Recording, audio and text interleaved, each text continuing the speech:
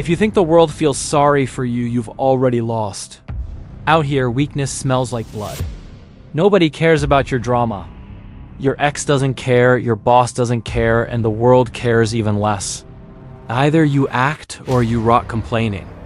Every time you play the victim, someone stronger takes a note. Easy target. You are not special for suffering. Everyone suffers. The difference is that some use pain to grow and others use it to ask for attention. You want respect? Then stop selling yourself as a poor thing. The market doesn't buy victims. It buys value.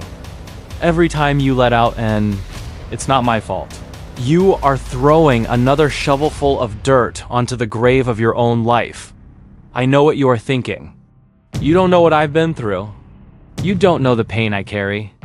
And you are right. I don't know. But the world doesn't know either. And more importantly, the world doesn't care. The only thing the world cares about is what you do with that pain. What you build. What you become. If you came here to be validated in your pain, you can close the video. But if you came here to rip this victim mentality out of your flesh like a tumor and become a man who commands respect, then stay. Because what you are about to hear now is going to hurt you. And it's meant to hurt. Victimism is the most sophisticated form of cowardice. You run away from responsibility by pretending. You are fighting against the world. The victim mentality is comfortable. You don't win, but you also never have to truly try. You gain something from this role. You gain attention, you gain excuses, you gain the right not to be held accountable. People who play the victim don't want a solution. They want an audience. They want applause for suffering, not respect for transforming. While you complain about the system, there are people using the same system to gain power. While you say the game is rigged, there is someone studying the game, understanding the rules, and using exactly what you call oppression as a springboard. Complaining is a cry for a lap to cry on. The adult world doesn't offer a lap. It offers consequences. And that is hard to accept because it touches something you don't like to admit, your complicity in your own stagnation. You feel deep down a sense of injustice. I deserve more than I have. You look to the side and see people with less talent, less intelligence, less character, winning more than you. And then comes the automatic sequence. It's the system. It's the crisis. It's the family. It's the past. It's God. It's the universe. Everything except the only element you truly control. You. There is something out of place there. On one side, you want to be seen as strong, resilient, a warrior. On the other, you present yourself as someone constantly persecuted, wronged, misunderstood. You want respect, but you sell your image as a poor guy. It doesn't add up. It doesn't close. And the world notices this incoherence long before you do. On the street, at work, in relationships, this contradiction makes you a target. An easy target. Let's enter your psychological daily life. You wake up already tired, not just physically, but mentally. You pick up the phone, scroll the feed, see people winning, showing off, traveling, buying, conquering. You feel a mixture of envy and silent revolt. You close the screen and think, nobody knows what I face. You go to work. On the way, you remember the overdue bill, the argument with your ex, the boss who doesn't respect you. Deep down, all of this organizes itself into a narrative. You against a hostile world at work. Any scolding becomes proof of persecution. Any correction becomes humiliation. You don't think, where did I go wrong? You think, why always me? In relationships, you always feel like the one who gives the most. The one who surrenders the most. The one who suffers the most. When it ends, the phrase is the same, I only attract people who hurt me. In the family, you keep a catalog of injustices. Who was the favorite who received more support, who had less opportunity? You remember each episode as if they were chapters of a soap opera, with you always in the role of the martyr. The victim mentality is a prison where the key is always in your pocket, but you prefer to blame the lock. Those who feed on pity die of hunger for respect. And there are people who defend their own misfortune so much that, if life improves, they lose their identity. And maybe this is already happening to you. You are so used to being the one who suffered. that you don't even know who you would be without this narrative. Think of a character like Vito Corleone from The Godfather. He saw himself as the victim of the family, always passed over, always belittled. And what happened to him? He became a pawn, a traitor, and ended up discarded. Because the victim mentality blinded him to his own responsibility and made him weak. When you outsource the blame, you also outsource the power to change. Want to know if you are a victim? Count how many times today you said it's not fair instead of asking, what am I going to do? It doesn't matter what you say in public. What matters is what you repeat internally. If your head is a loop of why me, you are feeding on victimhood. And the more you feed on it, the more dependent you become. This is the part where you start to get uncomfortable. You recognize behaviors. You identify phrases. You see your own situations in what I am saying, and that is good. Discomfort is the first step to coming out of anesthesia. But here is where the worst part begins. Most people stop here, and that is exactly why they never improve. They admit, yeah, I really play the victim. They laugh, make memes, post drama queen, or I'm just very intense. They think that recognizing the problem is the same as transforming the problem. It isn't. Recognition without change is just another layer of self-deception. Victimism is the art of wasting suffering. You pay the price of pain without reaping the profit of growth. You suffer, bleed, cry, lose, are betrayed, are humiliated, and you don't come out of it stronger. You come out more resentful. Victimism is armor made of wet paper. It makes noise, but it protects nothing. You beat your chest, say you can handle everything, but inside any criticism dismantles you, any rejection destroys you. Any no becomes cosmic proof that the universe hates you. And while you stage this tragedy, the world simply identifies a weak piece on the board. If you leave the video now, you will continue to be exactly that. A weak piece that thinks it's special because it suffers beautifully. A piece that, in the Mafia game, would be the first to be sacrificed. Think of a rat who hands over information to the police. He feels like a victim of the system, of the pressure, of his own weakness, but to others he is just a rat. And rats are disposable. Let's dissect the pattern. Victimism is not just emotion. It is a script. Something happens. A real problem, a loss, a mistake, a humiliation. Instead of analyzing what you control, your brain jumps straight to defense mode. It's not my fault. It's not fair. Look what they did to me. Why does it do this? Because admitting responsibility hurts the ego. Self-pity is an addiction. The more you consume, the weaker you become. It gives you a false sense of purity. I am the good one suffering at the hands of the bad ones. The person who sabotages you the most is the one you protect with excuses, yourself. You protect your weak version as if it were a helpless child, when in fact it is the side of you that prevents your evolution. Victims accumulate stories. Leaders accumulate results. And this phrase should echo in your head every time you're about to start another speech about everything they've already done to you. Life broke you? Great. Now move on. You can become a stronger man or a pathetic victim. The difference is in your posture. The more you talk about the injustice of the world, the less time you have to build strength inside you. And it is exactly here that the guys who turn their own minds upside down come in. Jung would say, "You are not your misfortune, you are what you do with your shadow." If you cling to the pain, it becomes your identity. A prince who plays the victim loses the throne. Power does not go well with whining.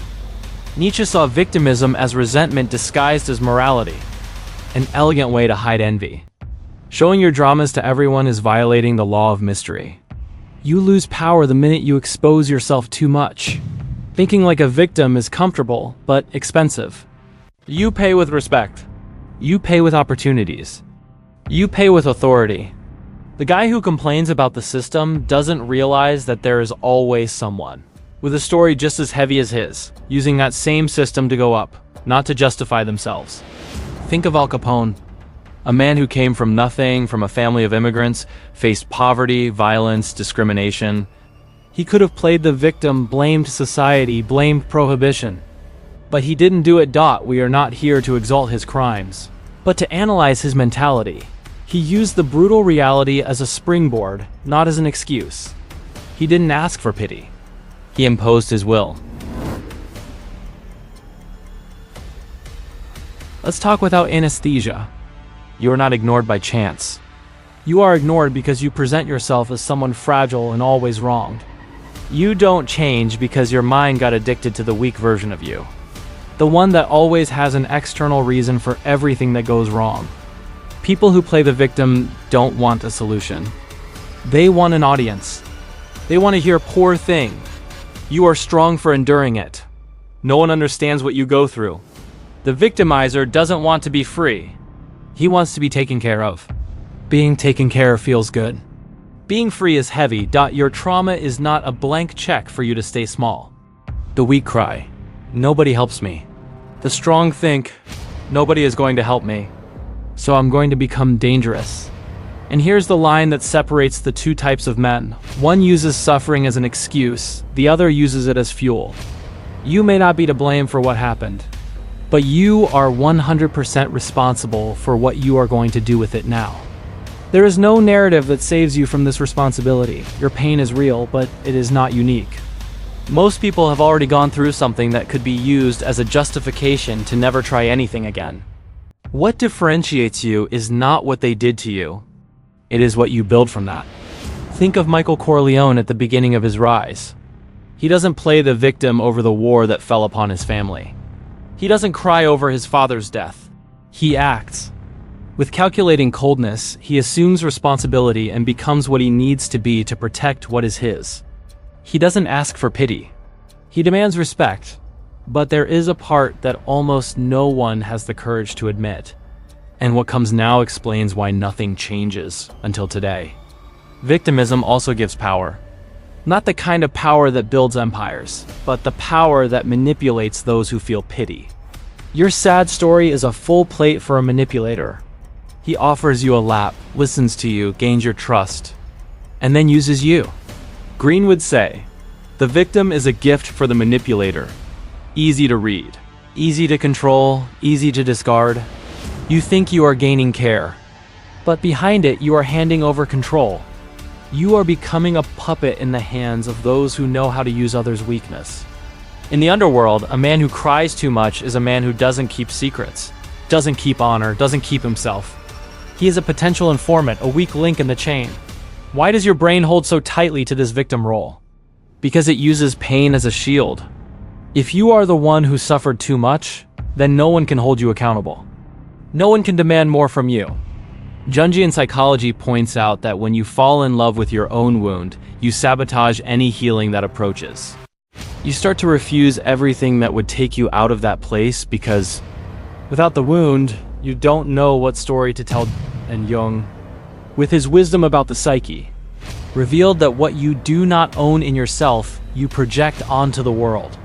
That is why the victim sees enemies everywhere.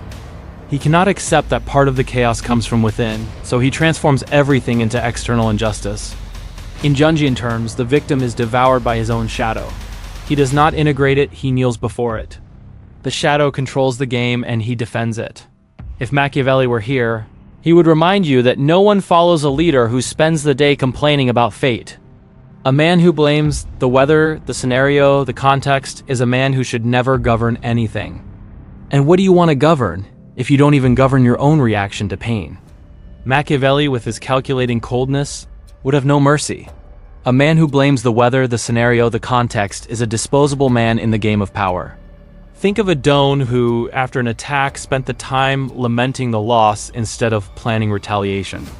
He would be seen as weak, and his family would lose respect and territory. Nietzsche, with his philosophical hammer, would classify this as decadence, transforming weakness into virtue and demanding that the world applaud. He would bet on this phrase: it is not suffering that destroys you, it is the cowardly story you create on top of it. You take what happened to you and decide that this is proof that the world is vile and you are pure. That you are the saints slaughtered by monsters. While you perform this moral theater, those who are truly assuming their own internal brutality are building something in the real world. Robert Greene, the master of the laws of power. would warn between the lines that those who expose constant weakness violate the law of appearing stronger than they are and suffer the consequences. You think you are generating a connection when you dump your pain onto anyone. But what you are generating in the minds of those who understand power is a label: insecure, unstable, emotionally expensive, easy to manipulate. When you transform pain into identity, any solution becomes a threat. Because if you heal, you lose your main role. And here enters the most dangerous point. Many men today are addicted to being victims. They don't want to let go of the narrative, because without it, they would have to face their own mediocrity, their own laziness, their own cowardice. The victim mentality is a prison where the key is always in your pocket, but you prefer to blame the lock. Instead of thinking like someone who operates in the underworld of the mind, cold, strategic, mafioso in the psychological sense, you think like someone who waits for someone up there to notice your suffering and solve it. In the mafia mindset, no one respects someone who lies on the ground crying. Those who cry too much become informants, become pieces, become objects. The family respects those who endure, who react, who resolve, who protect their own without crawling and asking for pity. Think of Vito Corleone. He suffered the loss of his family in Sicily, the poverty in New York. He didn't play the victim. He learned, observed, built his empire brick by brick, imposing respect with intelligence and coldness. He didn't tell his sad story to ask for help. He used it as fuel to never be weak again. Who do you want to be in this analogy? Frito the Rat or Don Corleone? If the truth bothered you, good. Comfort is for the weak. Here is the truth you have been running from for years. The world does not owe you healing. It offers you reality. You build the healing or you don't. The world does not admire those who ask for justice. It admires those who get strong enough not to need it. You are wasting energy complaining about how the board is unfair, while others are learning to play with the pieces they have. And the game won't stop to wait for you. Your pain is a fact. Your reaction is a choice. And that choice defines whether you are a man or a crying boy. So let's go to the part that almost no one does. Transform. You want to change your life? Start today with a pact. Never again use the phrase, "Why did this have to happen to me?" That question is useless. It keeps you looking at the past as if someone were going to change the script. The right question is, it already happened. What am I going to build after this? You can use your pain as an excuse or as discipline. You didn't choose the pain, but you choose what it will become. When you feel like complaining, write the problem down in silence and together write 3 possible actions. Or talk less, act more. If your mouth is busy complaining, your hands are not building anything. Reverse this logic.